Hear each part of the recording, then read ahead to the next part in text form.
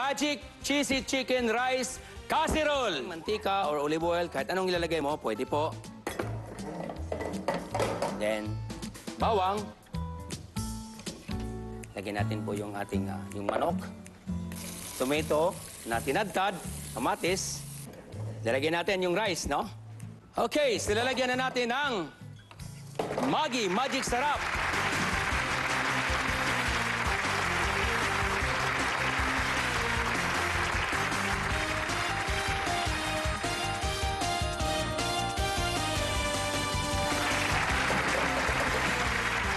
Ang Maggi Magic Sarap ay nagpapabilis ng pagluluto dahil kung napapansin nyo, hindi na ako naglagay ng asin o bitsin.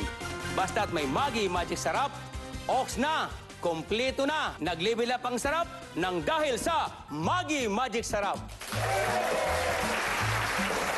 So, tapos na tayo nagsaute rito, ilalagay po natin sa rice cooker. Sa mga ginang ng tahanan, no?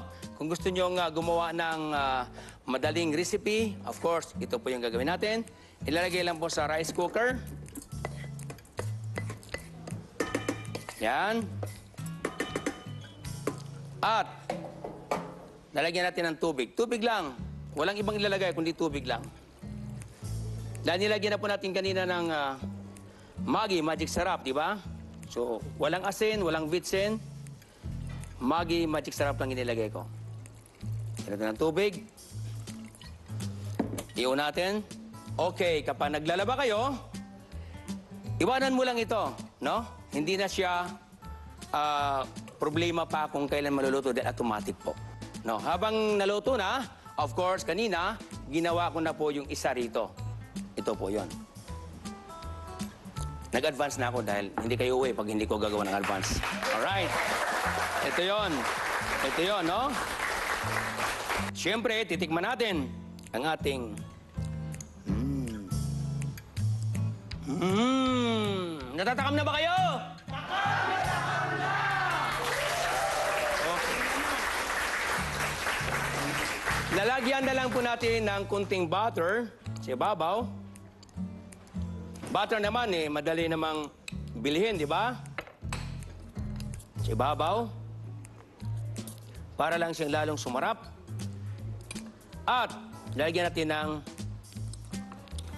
ito po yung cheese. Mukhang gumaganyan yung labi. At ilalagay natin sa yan, salamander. Kung wala naman kayong salamander or toaster, yung oven toaster, pwede na po. Pwede na sa oven toaster. Kung wala naman talagang katulad nito na salamander. Sandali lang ito, nilalagay natin. Para mag-brown lang ang cheese sa ibabaw. Sandali lang yan. Kasi pwede kayong gumawa anytime, napakadali lang. Lalo lang siyang sumasarap kapag nilagay mo ng cheese ang nasa ibabaw. Dahil yung mga bata, pag nakikita nilang crunchy, ay, wow, mami, ang sarap ng ating pagkain. Of course, yun nga, walang salamander, oven toaster. No? Kailangan lang yung kasya, huwag naman yung sumobra. Okay. Sandali lang to, nag-level up ang sarap niya. Ha? Okay, habang nandun gagawa po ako ng garnish para ma-appreciate ninyo. Gagawa lang ako ng rose. So, iroro lang natin. Napakasimple lang po. Okay, kukunin na natin salamander, no? Wow! Mainit. Yan. It's slightly brown. There you are.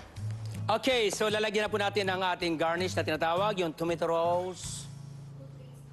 Si babaw. Bukod sa masarap na ay lalo pa siyang katakam-takam kapag nilagyan natin. So hindi makumpleto kapag hindi natin nilagyan ng chop. Chop parsley, pang-garnish natin. Okay, so ping, ping, ping, ping, ping, ping, ping, ping! Here it is, Magic Cheesy Chicken Rice Casserole. Nag-level up ang sarap dahil sa Maggi Magic